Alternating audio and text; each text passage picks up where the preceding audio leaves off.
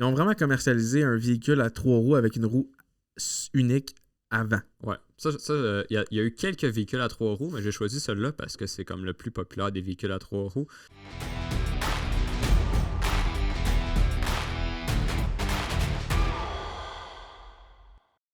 Bonjour Alexis. Salut Francis. Là maintenant, un petit silence. Notre producteur de contenu va aimer ça. Bon, aujourd'hui, c'est un sujet vraiment intéressant. Ça me passionne. Je trouve ça très rigolo qu'on en parle. Je pense que nos téléspectateurs, disons-le comme ça, c'est pas des téléspectateurs, là, mais j'ai toujours la misère à dire c'est des viewers, mais comment on le dit en français? Je sais même pas. Parfait! Donc, on va faire pas un top, là. En fait, on parle d'une dizaine de véhicules les plus bizarres qui ont été vraiment produits puis vraiment vendus aux consommateurs. Donc, ils ont vraiment roulé sur les voies publiques à quelque part dans le monde. Heureusement ou malheureusement, là, pour certains. Exact, pour certains. Il y en a quelques-uns qui ont duré plusieurs années, d'autres qui ont duré même pas un an. Mais c'est quand même tous des véhicules qui ont été produits et vendus par nos manufacturiers un peu partout à travers le monde. Puis aujourd'hui, on a une dizaine de véhicules qu'on voulait vous partager avec vous. Si vous avez l'un de ces modèles-là, on vous juge pas. Clin d'œil. Mais vous pouvez quand même aller voir sur atexos.com, année, marque, modèle pour trouver des roues. Probablement que la majorité des véhicules qu'on va parler aujourd'hui, on n'aura pas de roues pour vous, mais sur certains véhicules qui existent encore et qui sont encore sur nos routes, vous allez pouvoir trouver des roues. Puis pour tous ceux qui n'ont pas des voitures bizarres, encore là, c'est une opinion personnelle, vous pouvez aller voir sur atexos.com pour trouver vos roues. Fait qu'on va commencer maintenant avec ton premier choix. Oui, mon premier choix, c'est la Honda Insight, qui est... juste à la regarder spéciale. Avoir les roues cachées en arrière, déjà, c'est une idée assez farfelue. C'était pas pour l'efficience c'était au niveau de l'aérodynamisme? C'était clairement pas au niveau du look, là. Non, c'était pour le mieux possible avoir l'aérodynamique, là, que ce soit le plus aérodynamique possible. Première voiture hybride commercialisée en Amérique du Nord, vendue de 1999 à 2006. Donc, elle a quand même eu 7 ans de gloire. Ouais, 7 ans de gloire. Gloire. Elle devait quand même avoir des points positifs, là, à part d'être bizarre. Là.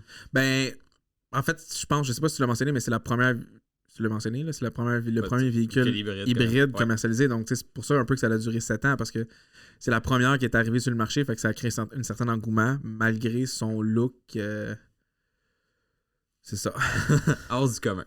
Véhicule seulement 2 places, donc t'as même pas assez de place pour ta famille au complet. Par exemple, elle était très légère. Elle pesait entre 838 et 891, dépendant de la transmission qu'on prenait, là, automatique ou manuelle, ce qui est à dire 40% de moins qu'un véhicule de même taille, là, normalement. OK. Fait que c'est vraiment... Il était fait pour être le plus aérodynamique, léger, éco-friendly. Ça me fait penser un peu... Ben, elle est vraiment plus belle aujourd'hui. Là. Je la trouve vraiment, vraiment plus belle. Mais on voit les roues aussi maintenant. Oui. Oui, pour l'autre génération de l'Insight. Mais ça me faisait penser un peu à ce véhicule-là au Honda... là, je m'en ai dit CRX, là, mais c'est pas CRX, là. Pas CRV. CRX, il y en a des CRX. Oui, mais CRX, ça fait longtemps que ça n'existe plus. Là, là j'ai un blanc de mémoire. Non. Tu sais, le petit véhicule compact coupé, là, CRZ. C'est ça, CRZ? Oui. J'ai ça, Félix. Oui, je pense que oui. Mais... oui! Mais les CRZ, c'est la version très jolie, je trouve, de cette Insight. Là. Oui. Ça, c'est un bon véhicule, c'est un beau véhicule, c'est fiable, c'est super facile d'entretien, puis ça aussi, je pense, juste 2 places, je me trompe pas, peut-être 2 petites places en arrière, mais je le trouve magnifique. Ouais. Mais ça m'a fait penser un peu à ça, mais la version plus jolie. Oui. Au Canada, ça s'est pas tant vendu, seulement 370 exemplaires, mais 14 000 aux États-Unis. Il y a quand même eu un petit marché. Il y en a quand même eu quelques-uns vendus. 370 au Canada, là, on parle de par année ou non, juste pendant les 7 ans, donc ça s'est juste pas vendu. Ah ben un peu. Prochain. Juste un peu. Le deuxième, veux-tu en parler? Ben, écoute, moi le deuxième, j'ai trouvé ça bizarre que tu veux le mettre dans cette liste-là, parce que pour moi, c'est un véhicule culte. En fait, c'est le premier, et ça a été longtemps le seul VUS de Lamborghini, qui est le M002. Mais même, honnêtement, pour vrai, moi, j'aurais probablement mis plus c'est encore une fois une opinion personnelle, là, j'aurais probablement mis plus de Lamborghini Urus. Parce que oui, il est performant, oui, il y a de la grosse technologie, mais là, je ne le trouve pas si beau que ça pour un SUV, personnellement. Moi, c'est l'inverse. Mais lui, je le trouve magnifique. Mais on est là pour parler des voitures bizarres. Fait que ben là, pas ça, c'est les Urus. Ouais. Bon, là, c'est sûr que t'en montes un super bien monté, Félix, fait qu'il est magnifique. Mais j'ai trouvé ça bizarre à première vue de la façon qu'ils ont sorti. C'est comme un supercar, mais en SUV. Je préfère le classique de genre les gros Range Rover ou les gros. Excuse-moi, là. Les gros Rolls-Royce Ouais. ou tout ce genre de gamme-là, le Bentley, le Bentayga, je les trouve vraiment plus classe. À la limite, même le Jaguar, qui est moins cher, je les trouve plus joli que le gros devant sportif de la Urus. Ouais. Mais là, revenons au LM002, là, qui est en fait un tank. Là. Ouais, qui était destiné pour l'armée au début. L'armée a fait un appel d'offres en 1977 pour justement avoir des nouvelles voitures pour l'armée, mais c'est le Humvee qui a été choisi. Mais là, comme Lamborghini avait déjà fait la voiture, ils se sont dit, ben pourquoi pas la commercialiser, la rentabiliser un peu ou juste réduire nos pertes. Là. Je sais pas comment ça marche là-bas, là, mais en tout cas, produite de 1986 à 1993, seulement 301 exemplaires. Donc, c'est quand même un véhicule très rare, mais qui, sachant les Lamborghini de ces années-là, ben, ça n'avait comme aucun rapport, en fait, dans la ligne de Lamborghini. Là.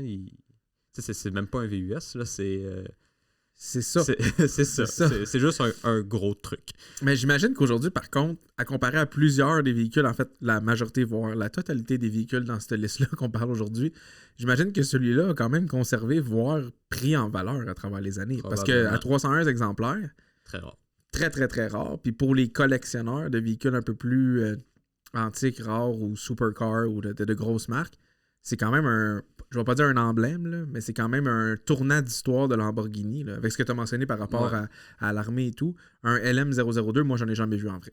Non, moi non plus. Puis on en verra probablement jamais. Ils ont fait un peu de recyclage avec ça. C'est un moteur de Contact qu'il y a dedans. Un V12 de la Contact LP5000. Juste un gros moteur de débile dans un truc. Un poids de 2,7 tonnes à vide.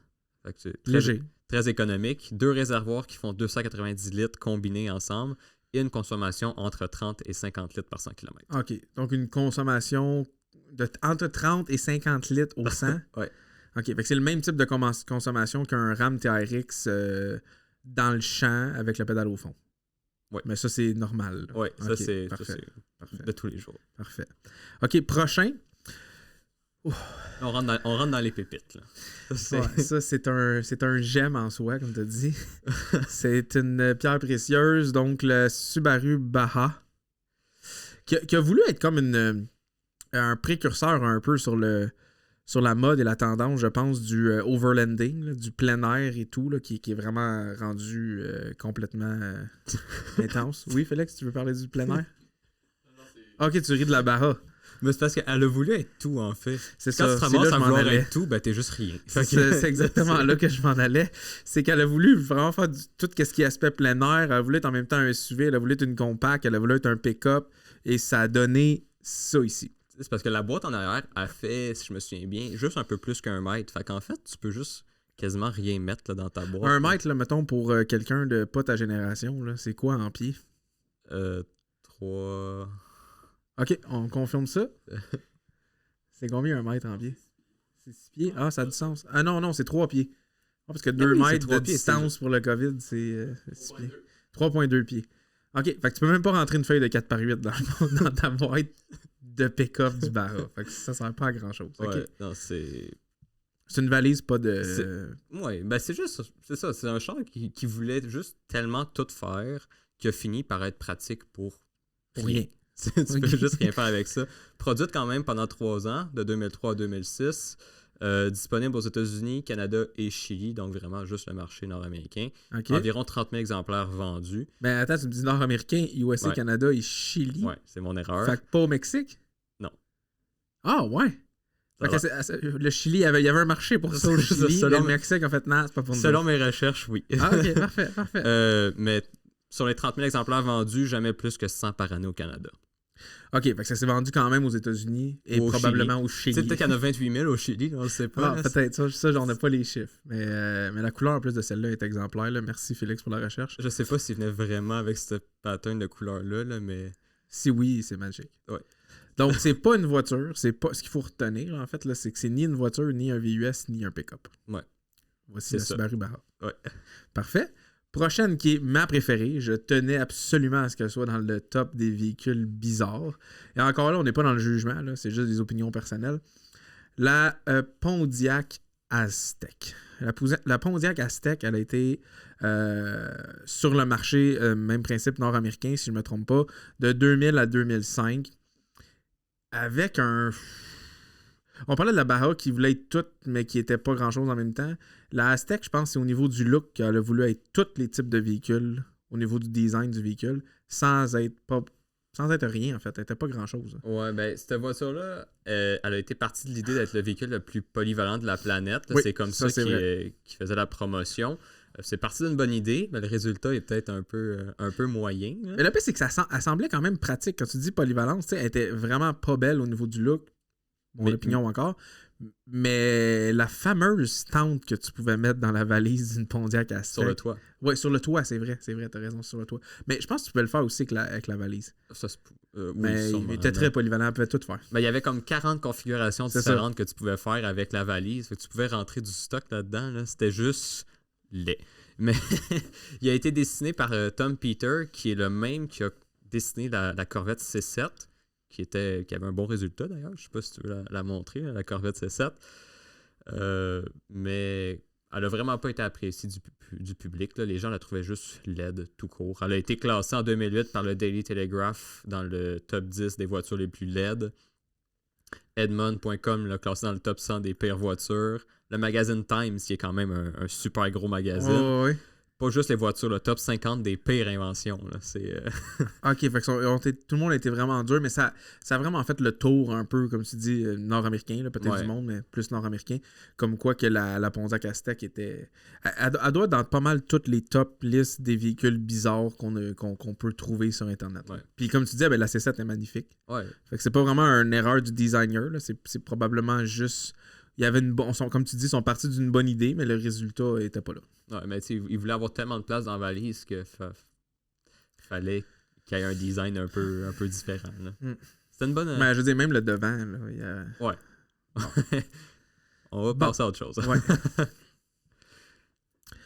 Bon. La voiture... vas-y. La Plymouth. La Plymouth Prowler, qui a été produite en 1997. Là, ils ont pris une pause. Ils ont fait « Ah, ça vaut-tu la peine ou pas? » tu sais. Ils l'ont refaite de 1999 à 2002. C'était une interprétation moderne des Hot Rods des années 40-50. On le voit quand même. C'est pas une voiture complètement... En fait, le top, c'est des tops des voitures bizarres. Ouais. Pour moi, ça, c'est pas une voiture LED. C'est vraiment une bonne parce idée. qu'on n'a jamais vu qui exact. ressemblait à ça. Exact. Moi, franchement, je l'aime quand même un peu. Je l'aurais peut-être pas, là, mais j'aime le look. Ben, je suis 100% d'accord avec toi. À sa sortie, par exemple, elle était seulement disponible en automatique, mais ça a fait un petit coup parce que c'est les Hot Rods, il faut que ce soit sport, il faut que ce soit, tu changes toi-même tes vitesses. Puis elle n'était pas assez rapide, elle était quand même assez lente là, à sa sortie. 11 000 exemplaires vendus, 11 702 pour être précis.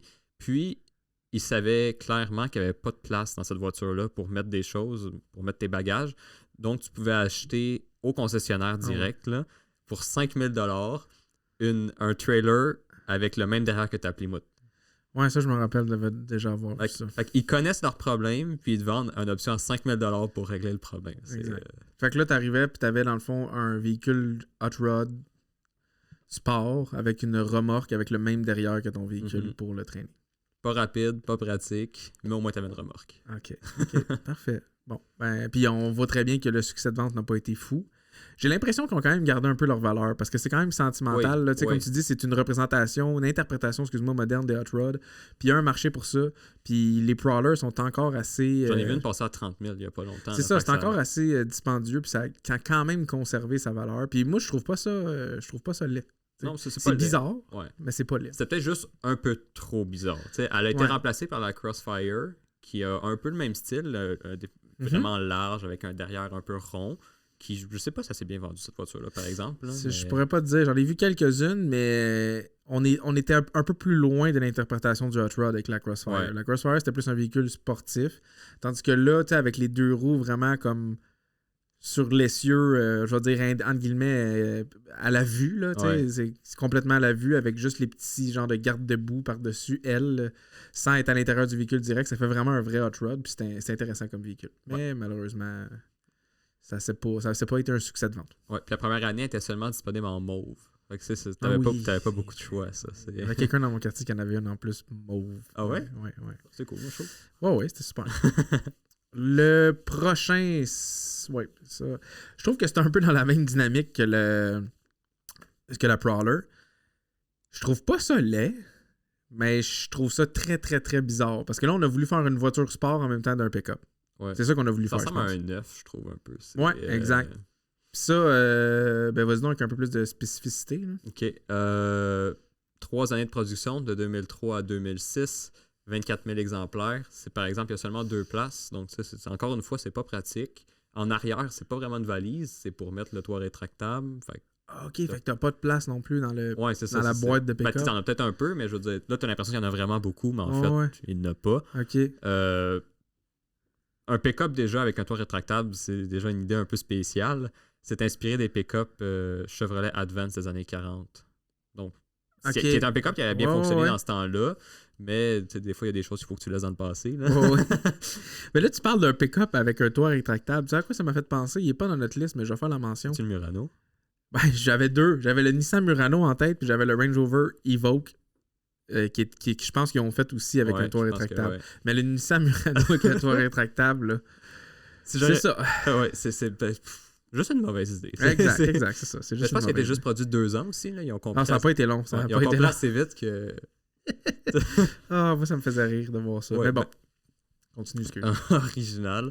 Cette voiture-là, ben, tu sais, OK, elle plaît pas à tout le monde, mais elle a quand même des points positifs. Sauf qu'elle était super mal pensée. Les retiens verts, mettons, où tu mets ton verre quand tu vas au restaurant ou quelque chose, ils étaient vraiment sur le bord de ta jambe. Quand tu voulais peser sur l'accélérateur, tu tapais dans ton verre. Fait que tu renversais ton verre. Assez peu commode. Les boutons sont un peu n'importe où. Tu as des boutons qui font vraiment tout la cote-bras. Il y a des boutons dans la cote-bras. Je cherche à savoir pourquoi. OK. Il n'y a pas de vitesse sur la version automatique. T'sais, normalement, mettons, tu as Park, Neutre, Drive. Il n'y a rien. C'est juste un bâton que tu tasses, puis c'est écrit dans le dash, mais c'est quand même pas très pratique. OK.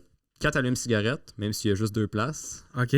Puis la batterie est située à côté du pot d'échappement. Ah, ce qui doit être parfait. Oui, ben à l'arrière, en dessous, à la vue, ben, tu sais, proche des éléments, de l'eau et tout, à côté de la chaleur du pot d'échappement, on va mettre la batterie là, c'est excellent. Conception parfaite. Oui. OK. Prochain véhicule que je ne connais pas, fait que je vais te laisser y aller. Mais à première vue, si j'avais pas vu le logo BMW dans les jantes, j'aurais pensé que c'était une Miata. Oui. Honnêtement, là, ça ressemble vraiment à une Miata pas de porte. C'est la BMW Z1 qui a été produite surtout pour le marché allemand. Donc ici, ben, il doit en avoir qui l'ont importé, là, mais pas vendu ici en tant que tel. De 1989 à 1991, 8000 exemplaires, dont 6400 juste en Allemagne. Ils ont quand même tendance, là, je vois, il y a une tendance dans tous les véhicules que tu as dit, pas tous, là, mais sur certains. C'est 3 ans. Hein. Oui, c'est... Après 3 ans, là, ça en fait, OK, on arrête le projet, là. Continue. Dans celle-là, une des spécificités, c'est que les portes se rétractent verticalement. Donc, en fait, ta porte, elle descend... on le voit ici sur l'image. Là, comme là, en ce moment, la porte est baissée. Donc ici, on pourrait probablement pas conduire comme ça, mais il y a des pays qui c'est autorisé. OK. C'est juste très peu commun. J'en connais pas beaucoup des voitures que les portes se rétractent. Non. Ben, je connais juste le Jeep que tu peux retirer tes portes. Oui. Mais pas qu'il se rétracte. La carrosserie de cette voiture-là est en plastique, sauf que ce qui est bon, c'est que tu peux tout la changer en 40 minutes. C'est ce que BMW promouvait, là, je sais pas comment tu dis ça, mais en tout cas, elle se vantait de ça. Okay. Elle disait au concessionnaire même, elle recommandait aux gens d'acheter une deuxième carrosserie pour pouvoir la changer quand ils veulent.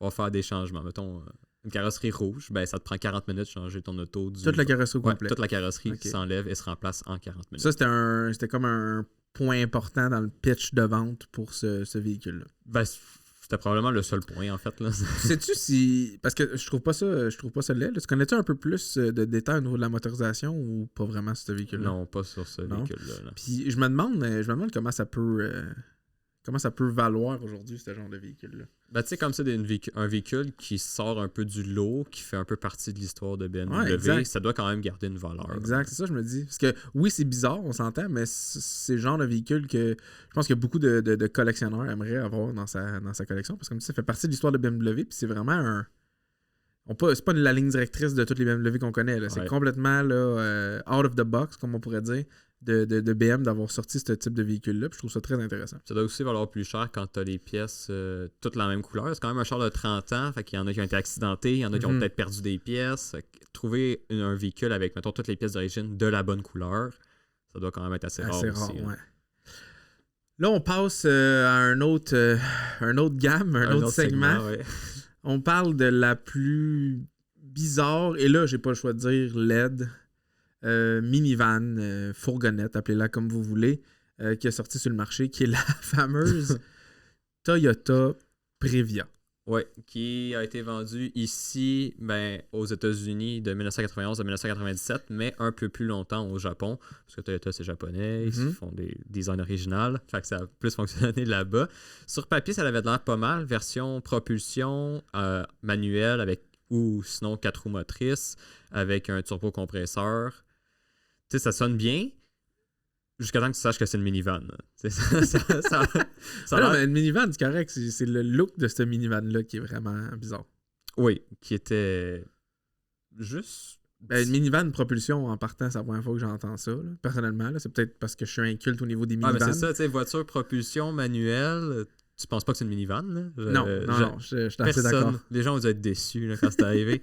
Un moteur central, donc en fait, tout a été designé à partir du fait que le moteur soit au milieu. Donc, il n'y a pas plus d'espace pour augmenter le moteur, la force du moteur. Fait qu'ils n'ont pas pu le changer durant les 8 années de, mettons, donner un peu plus de puissance parce que sinon, il aurait fallu qu'ils redesignent toute la voiture. OK. C'est quand même un très gros problème. Là, je m'y connais pas trop en minivan, mais celui-là a seulement 3 portes. Il n'y a pas de porte à l'arrière du côté conducteur. Donc, les gens qui s'assoient à l'arrière peuvent seulement sortir d'un seul côté. OK, parfait. Bon, en faisant mes recherches, j'ai vu que c'était probablement pour éviter que... Parce que normalement, quand tu as une minivan, c'est que tu as des enfants. C'est pour éviter qu'ils sortent du côté de la rue. Mais... OK, c'est un bon point. Ouais. Je trouve qu'on a poussé un peu large. Le petit bouton Child Lock. Il existait probablement. Oui, en 91, c'est sûr qu'il existait, ce bouton-là. On aurait pu l'intégrer au lieu de décider de condamner une porte. Mais bon. Voiture vraiment pas sécuritaire. Les tests d'accident l'ont démontré. Là. À l'avant, t'as comme pas vraiment de support. Fait que si tu rentres dans quelque chose, c'est la minivan au complet qui s'écrase. OK. Fait qu'une voiture familiale pas sécuritaire. Puis pour regarder ou changer l'huile, il faut défaire l'intérieur. Le moteur est en centrale, sous la banquette des enfants, guillemets. Enlever les bancs, peut-être enlever la cote-bras. OK, donc c'est super accessible, c'est pratique. OK, parfait. Est-ce que là, je te pose une pogne. Là, tu me gardes pour regarder l'huile ou changer quelque chose, il faut défaire l'intérieur. OK. Si je veux acheter du lave-glace, faut-tu que j'enlève une rangée de banquettes pour acheter du lave-glace? Peut-être enlever la porte. Ah, la porte qui n'existe pas? Oui. OK, parfait. OK, un autre, là, celui-là, par contre, on s'en va dans quelque chose qui n'a pas vraiment été vendu. Mais ça a été vendu, mais pas tant. Plus que la Lamborghini. On parle quand même de pratiquement... Oui, exact, c'est vrai. Plus que pratiquement 4000 exemplaires de vendus de 1960 à 1965. On l'appelle l'Amphicar, le modèle 770. Ouais. J'avais déjà vu ce véhicule-là une couple de fois, pas en vrai. Là, mais moi, je pensais pas que ça existait pour vrai. Moi, je pensais que c'en était une blague. Mais non. C'est malheureusement. OK, on le voit en action actuellement. Là. Ouais. Donc, une voiture déjà qui fait terre et eau, c'est juste peu commun, on va dire. En effet. Seulement 45 chevaux vapeur HP. Fait que déjà, sur la route, c'est pas puissant. Dans l'eau, encore moins. Fait que c'est vraiment... C'est un peu comme te promener en pédalo. Là. OK. Puis ça, il y en a encore aujourd'hui. Puis comme tu le mentionnais avant qu'on tourne le podcast, il y a même des collectionneurs ou du monde qui se rencontrent avec ce type de véhicule. À Disney World, je sais que tu peux payer pour faire un tour d'Amphicar. OK. Je sais que aussi à chaque année, ou peut-être pas à chaque année, mais en tout cas, ils font comme des rassemblements d'Amphicar. Puis là, ils se promènent tous ensemble dans l'eau jusqu'à temps que tu arrives sur Terre et qu'il faut que tu graisses 13 points sur ta voiture. Attends, explique-moi ça. Une fois que tu as pris l'eau avec ta voiture, arrivé sur la Terre, il y a certains composants qui ne pouvaient pas être cachés, là, parce que je veux dire, il faut quand même qu'elle puisse rouler. Fait que tu as 13 points à graisser avant de pouvoir la réutiliser sur la route. OK, fait qu'il y a quand même un gros processus. Oui, c'est ça. Tu peux pas faire eau, terre, terre, Ouais. eau, terre C'est- sans arrêt. C'est là. pas simple. Là. Ok, C'est terre, eau, graissage, terre. Mais encore là, je trouve que c'est c'est ingénieux comme idée. La personne qui l'a designé, développé, l'ingénieur, designer, peu importe, je trouve que c'est magnifique. C'est sûr qu'au niveau de la commercialisation, c'est pas quelque chose qui est vraiment utile dans le marché, Ouais, non. mais c'est un beau... Surtout pas dans ces années-là. Là. Non, exact. En plus, pas dans ces années-là, mais je trouve que c'est un... Comment dire? C'est un bon milestone par rapport aux ingénieurs de faire qu'on est capable de faire ça, on va le faire. Ils l'ont fait. C'est super. En Ouais. plus, le look est pas laid du tout. Là. Ouais, non, c'est pas un laid, beau là. véhicule. Moi, je pensais que c'était juste des trucs de film, mais ça a l'air que. Ça a l'air que ça existe pour Ouais, vrai. ça a l'air. Bon, ben là, le dernier est long, le moindre. Moi, je le connaissais pas du tout. Je l'avais vu dans quelques films, mais je pensais pas que ça existait pour vrai, puis ça avait vraiment été commercialisé. Ils ont vraiment commercialisé un véhicule à 3 roues avec une roue unique avant. Ouais. Ça, il y a eu quelques véhicules à 3 roues, mais j'ai choisi celui-là parce que c'est comme le plus populaire des véhicules à 3 roues. Il a été commercialisé de 1973 à 1981. Puis là, ben, c'est la marque Reliant, là, c'est une Reliant Robin. Puis ils ont comme fait une pause, ils ont analysé un peu si ça valait la peine de le ramener ou pas. Puis ils se sont dit que oui. Fait qu'en 1989 jusqu'à 2001, il a été commercialisé encore. Mais tu sais, c'était surtout parce que c'était emblématique. Là. Je veux dire, on s'entend que tout le monde sait qu'un véhicule à 3 roues, surtout la roue en avant, c'est pas commode là, parce que. Puis le l'angle de braquage, en fait, la roue qui dirige, c'est la roue avant. Ouais. Fait que si t'arrives trop vite. Ben, c'est sûr que c'est la roue avant quand tu y penses, là, mais je veux dire, ben, vas-y, là, mais je vois tellement de problématiques au niveau de la sécurité. Ben, c'est ça, tu sais. La plus grosse problématique, ben, c'est que si t'arrives trop vite, ton char, il cante sur le côté. Fait que tu peux pas. Si tu tournes trop vite aussi, ouais, si tu j'imagine. tournes trop vite, si t'es dans une pente, tu tournes un peu, tu tombes. Tu sais, ça a été assez populaire en Europe. Europe, c'est beaucoup de villes avec des montagnes, dans des affaires de même. J'ai bien de la misère à croire qu'il y a beaucoup de gens qui ont acheté ça. Mais selon mes recherches, c'est le deuxième véhicule en fibre de verre le plus vendu de l'histoire avec 1 million d'exemplaires. 1 million d'exemplaires de vendus, si on parle des deux générations, là, 73, 81, 89, 2001. Puis la deuxième voiture en fibre de verre, là, tu piques ma curiosité. Là, la première voiture en fibre de verre, ça doit être la Saturn... Ion. C'est-tu Ion? C'est ça le nom? Ouais. Pas mal sûr que qui avait beaucoup de problèmes parce que dans le fond, en hiver, ben, le plastique il devient rigide. Exact. T'accrochais un banc de neige, la voiture en tombait en pièces. Ouais, c'est d'accord avec toi. Mais ça rouillait pas. Oui, au moins. Ça rouillait pas. OK, bon, ben, écoute, j'aurais aimé ça peut-être finir sur une vidéo de Reliant Robin qui tombe sur le côté. Mais je pense que tu avais une petite mention spéciale. Oui, une mention spéciale qui est la BMW i7A. Qui là, ben, j'ai rien écrit pour cette. Je vais y aller de mémoire avec celle-là. Au début, c'était la i7A seulement, mais BMW l'a racheté parce qu'ils l'ont vu dans une convention. OK. Non, là c'est une BMW i7, ça. Ouais, ISSETA, ouais. Okay. Donc, au début, c'est ça. C'était une voiture qui avait été faite par une compagnie de frigidaire. Fait que c'est pour ça que en avant, dans le fond, c'est la porte qui s'ouvre comme un frigidaire. Puis BMW, qui allait moyen dans ces années-là, a aimé l'idée, donc l'a racheté et l'a produite. Le commercialisé. Ouais, le commercialisé. Ça c'est vraiment vendu aussi. Ça, c'est vraiment vendu. Ça, c'est une bonne mauvaise idée, là, mais tu sais, ça fait de la pub. Comme on parlait un peu, ce genre de véhicule-là, autant qu'on a déjà parlé dans un autre podcast par rapport aux véhicules sport, que des fois sont vraiment pas utiles, tout, mais que c'est comme fort. C'est un moyen d'avoir de la notoriété et la visibilité au lieu de l'entreprise. Mais j'imagine qu'à la sortie de ce véhicule-là, BMW a fait parler d'eux énormément.